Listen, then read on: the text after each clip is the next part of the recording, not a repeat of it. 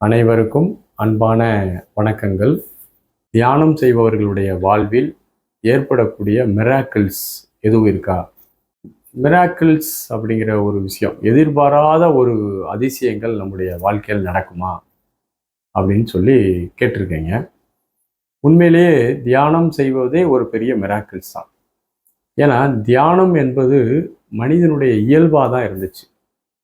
இன்னைக்கு நம்முடைய மனமானது இவ்வளவு வீரியமாக இயங்கிக் கொண்டிருக்கிறது. இன்னைக்கு நம்ம காலையில் எழுந்ததுலேருந்து இரவு படுக்கிறது வரை மனம் நினைவாக பகல்ல வந்துட்டு இருக்குது, எண்ணங்களாக வந்துட்டு இருக்கு. இரவில் தூக்கத்தில் கனவுகளாகவும் மனம் இயங்கிக் கொண்டிருக்கிறது. மனதிற்கு சற்று ஓய்வே கிடையாத ஒரு சூழ்நிலை இன்னைக்கு இருக்குது. இன்னைக்கு எல்லாத்தையும் நீங்கள் ஒரு எடுத்து பார்த்தீங்கன்னா எல்லாருமே மனதில் பரபரப்பாகவே இருக்காங்க. ஏதாவது ஒரு சிந்தனை ஓடிக்கிட்டே இருக்கு. ஏதாவது ஒரு ப்ராப்ளத்தை யோசிச்சுட்டே இருக்கிறாங்க. ஏதாவது ஒரு ப்ராப்ளத்தை யோசித்து அதிலேயே உட்காந்து கவலைப்பட்டுட்டு அதை ரொம்ப யோசிச்சுக்கிட்டு அதை மற்றவங்களோட கம்பேர் பண்ணிக்கிட்டு அல்லது சுயமாகவே கவலைப்படுறது. இன்னும் கொஞ்சம் ஒரு பேருக்கு என்ன பழக்கம் இருக்குன்னா, எந்த காரணமே இருக்காது, ஆனால் கவலையாக இருப்பாங்க. என்ன உங்களுக்கு எதுவும் பிரச்சனையா அப்படின்னு கேட்டால், இல்லை என்னன்னே தெரில, அப்படியே எனக்கு கவலையாகவே இருக்கேன், சோகமாக இருக்கேன் அப்படிப்பாங்க. இப்படி ஒவ்வொருத்தரும் ஒவ்வொரு வகையாக அந்த மனதை கையாண்டு கொண்டிருக்கிறார்கள். இந்த மனமானது இன்னைக்கு இவ்வளவு இயங்குறதுக்கு காரணம் என்னன்னா, அந்த உலகத்தோடு நம்ம நிறைய தொடர்பு வச்சிருக்கோம். ஒரு காலத்துல பல விஷயங்கள் நமக்கு தெரியவே தெரியாது. அமெரிக்காவில் என்ன நடந்தாலும் தெரியாது. நம்ம வீட்டில் தாத்தா பாட்டிலாம் பழைய காலத்துல இன்னையிலேருந்து ஒரு 60-70 ஆண்டுகளுக்கு முன்னாடி இருக்கக்கூடிய பெரியவங்கள்லாம் பார்த்தீங்கன்னா, அவங்க ரொம்ப கேஷுவலாக இருப்பாங்க. அவங்களுக்கு எந்த அட்டாச்மெண்ட் கிடையாது, எந்த கமிட்மெண்ட்டும் கிடையாது. மைண்ட் ஃப்ரீயாக இருக்கும். தாட் ப்ராசஸே அவங்களுக்கு ரொம்ப வராது. அப்படி உட்காந்துருப்பாங்க. காலையில் உட்காந்தாங்கன்னு வச்சுக்கலாம், சாயந்தரம் வர அப்படி போரே அடிக்காது. ஆனால் இன்னைக்கு உள்ளவங்களுக்கு ஒரு 5 நிமிடம் ஒரு சேரில் சும்மா உட்காருன்னா மிகப்பெரிய கேள்விக்குரியது. ஒரு 5 நிமிடம் உட்காந்துருங்க பார்க்கலாம். ஒரு 5 நிமிஷம் உட்காருன்னா ஒரு 5 நிமிஷத்துல 10 தடவை செல் எடுத்துட்டு பார்ப்பாங்க. சும்மா உட்கார முடியாது. அங்கே போனாலும் ஒரு பாட்டை கேட்பாங்க சத்தத்தில். இந்த புலன்கள் எப்போதுமே எங்கேஜாக இருக்கும்.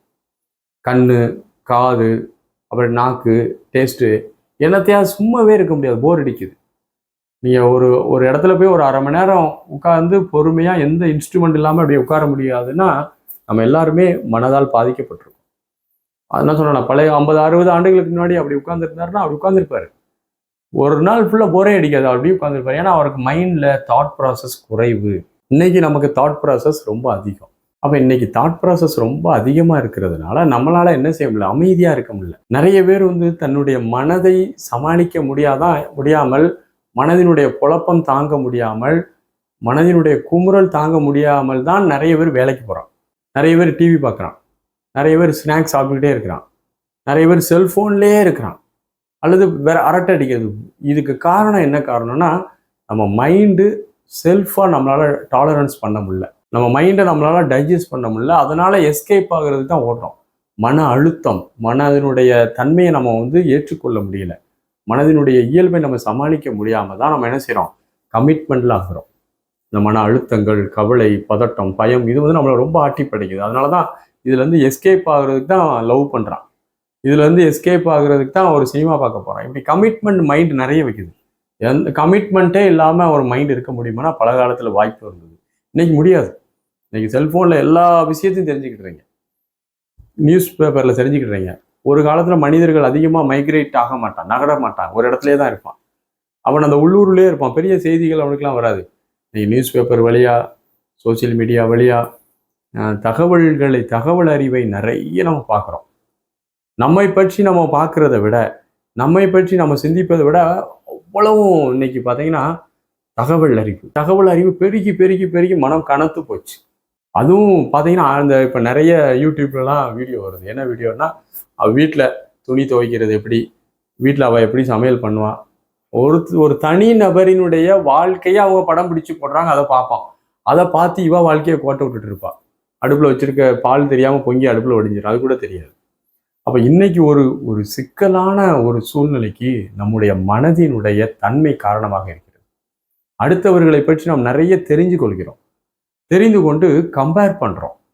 இதனால் நம்ம மனமானது எப்போதுமே இயங்கிக் கொண்டே இருக்கிறது. இந்த மனதை நிப்பாட்டுறது தாங்க மிராக்கிள்ஸ், வேற எதுவுமே கிடையாது. இந்த மனதினுடைய தன்மையிலிருந்து இந்த இரவல் அறிவு, இந்த நூல் அறிவு, தகவல் அறிவு, இந்த மூன்றிலிருந்து நம்மை விடுவித்துக் கொள்வதற்கு எதுவும் மார்க்கம் இருந்தால் அப்போ அமைதியாக இருக்கலாம்.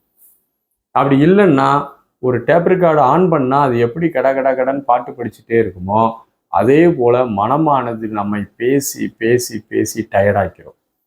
மனமானது நம்மை பேசியே கொன்றோம், கம்பேர் பண்ணோம், நிம்மதியாக இருக்கவே முடியாது. அப்போ ஒரு மனிதன் நிம்மதியாக இருக்க வேண்டும் என்றால் தகவல் அறிவு, நூல் அறிவு, இரவல் அறிவை நாம் அப்படியே தூக்கி தூர வைத்து கொஞ்சம் விலக்கி ஓய்வாக இருக்கணும். இந்த ஒரு தன்மையை மிராக்கிள் என்று நாம் சொல்லலாம்.